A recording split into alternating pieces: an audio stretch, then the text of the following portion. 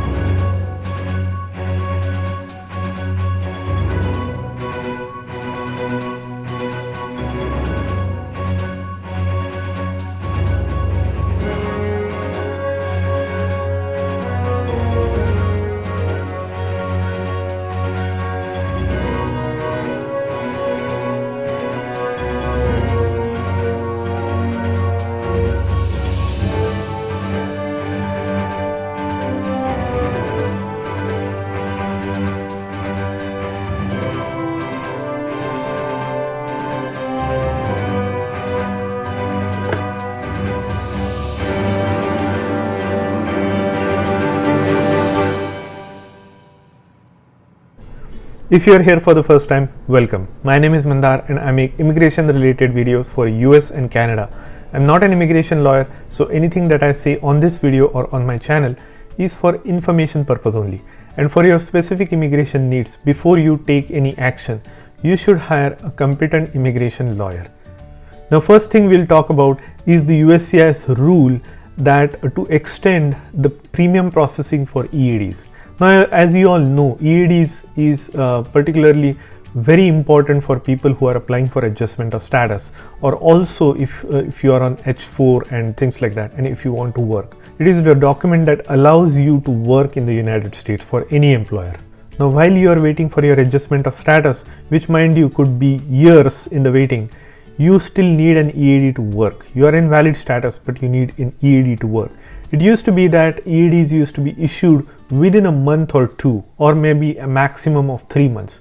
So when you apply for your I-485, you also apply for I-765, which is for EAD application, and you would get it within 2 to 3 months. But currently, the current processing time for EAD is at least 7 to 8 months, and also in some cases it could be up to a year. So people are having to wait up to a year to just get their EAD. Now this is a big impact to you if you are solely relying on EAD for your job, and if you don't have any other non-immigrant visa such as H or L visa for your job. So you are depending on it and it is impacting your livelihood. At this current time, there is no premium processing for EAD. As you know, premium processing is available for H1B applications, for transfers, upgrades, and extension, and it is also available for I-140s in some cases, but it is not available for EADs. And it is also not available for your H4 dependent visas or L2 dependent visas, 539 in particular, which is also, by the way, taking a heck a lot more time than it used to be. So H4s, the process for H4 is also taking months and months, 6 months to a year at this present time. So some people are desperately waiting for the premium processing to be extended for H4s and also for EADs. So there is some good news. Recently, USCIS final rule that would expand the premium processing to include additional case types has cleared the OMB, Office of Management and Budget. And this is a very important step, and it is getting closer to this becoming into a rule. So hopefully in the next few months we might see that the premium processing will get extended to EADs and also for H4s. Now let's move on to the next topic, and this is a very common scenario if you are in the adjustment of status at this point of time. Cases, so say for instance you file your adjustment of status with Nebraska or with California Center And after months and months of wait, you get a receipt number and you get your EAD or whatever, but your I-485 gets transferred from one service center to another. Now sometimes if you have applied in Texas Service Center, which is by the way very hugely backlogged, cases are being transferred to other service centers, and that is typical. That is to balance out the workload from one service center to another service center, so which is not a really bad thing. But in other instances, the cases are transferred to the regional or local field offices. Now people keep wondering, why are their cases being transferred from one office to another office? And traditionally, if I remember a couple of years back, we never used to have these kind of transfer of case notifications, but recently it has been very common, and the reason is they are reshuffling the workload from one service center to another. And when your case actually reaches your local processing center, that's where the visa officer is actually going to take a final decision on your case. So it is actually a good news in my opinion. So transfer of these cases is not necessarily a bad situation or bad thing.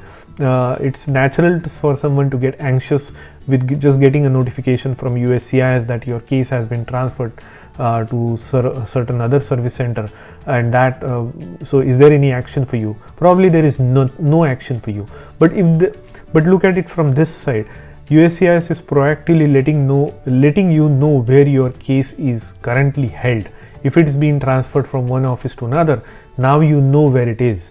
So if you have to interfile something, so say for instance change the basis or upgrade to EB3 or EB2, or even interfile your medical, now you know where exactly to send your interfile request and medical request to. So it is actually a good news.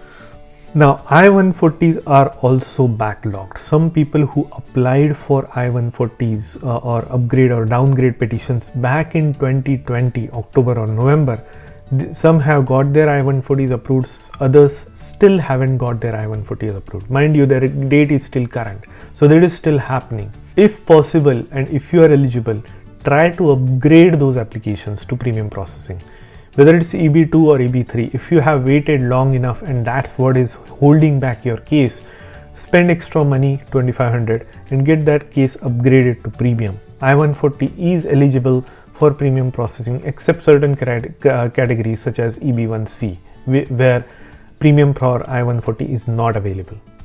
Now here's another interesting thing that is happening, and USCIS is doing all kinds of stuff now in the recent few months that we never used to see in the past. One other thing is typically USCIS issues a combo card for EAD and advanced payroll. So EAD is 765 and advanced payroll application is 131. So these are two separate applications and separate filing fees, but at the result is you get a single combo card, which is a EAD card, but at the bottom it also serves as an advanced payroll for travel purposes.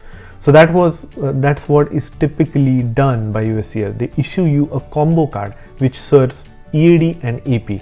But recently a lot of people have been getting their EADs approved, and that card that they get, the card clearly says that this is not an advanced payroll or this cannot be used for travel purpose.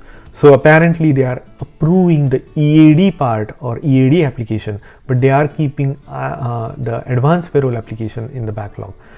Now, is this an oversight by USCIS? I don't think so.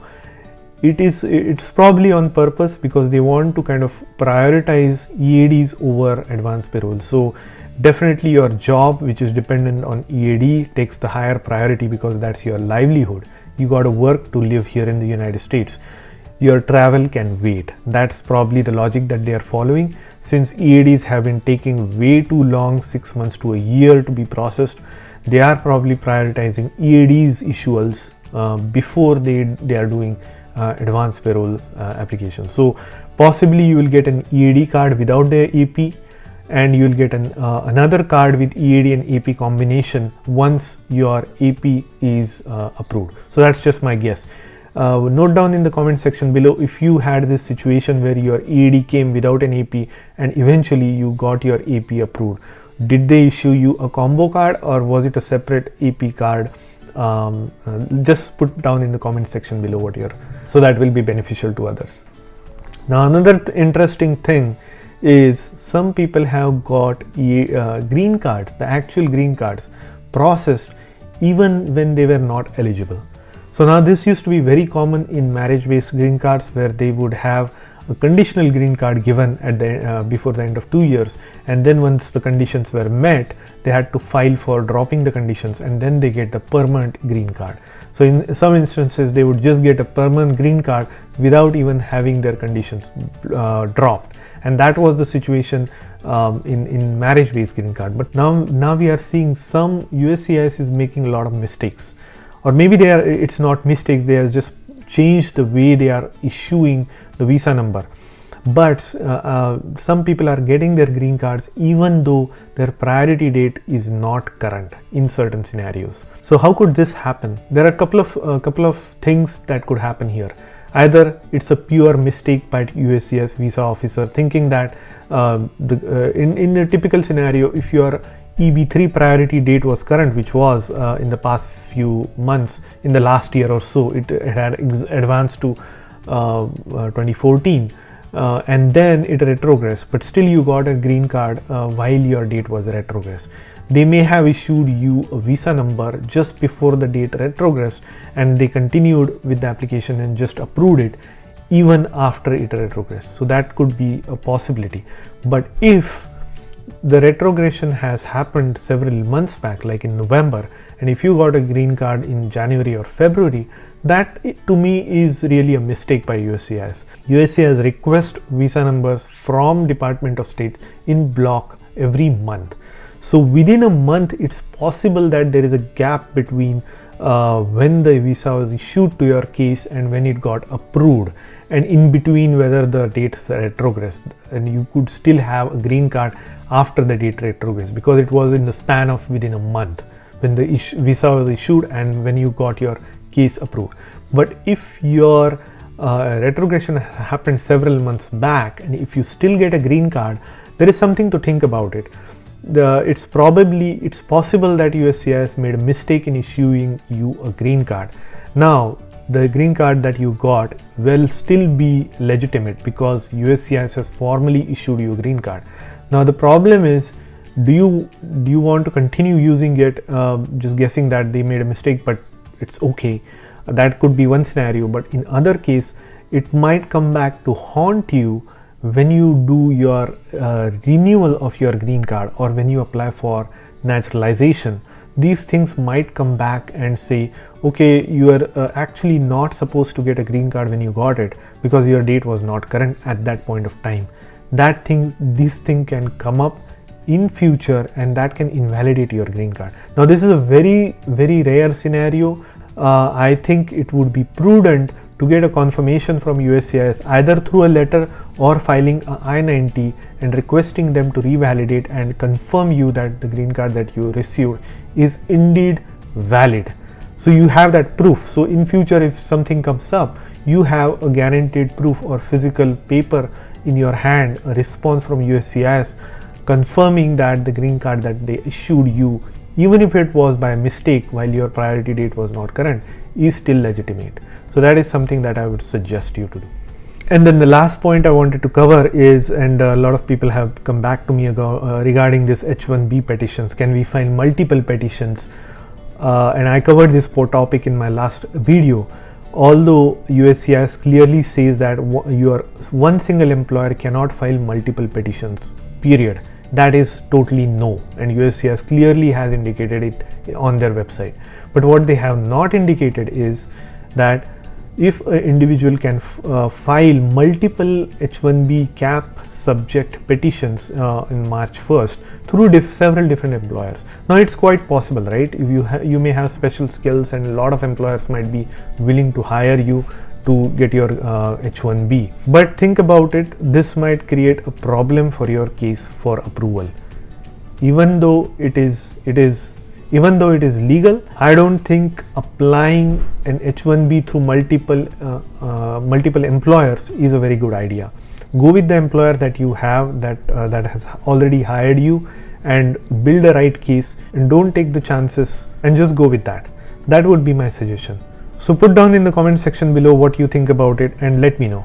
That's all really I wanted to cover through this topic. If you like the content of this video, please hit the like button and consider subscribing to my channel, and I'll see you in the next one.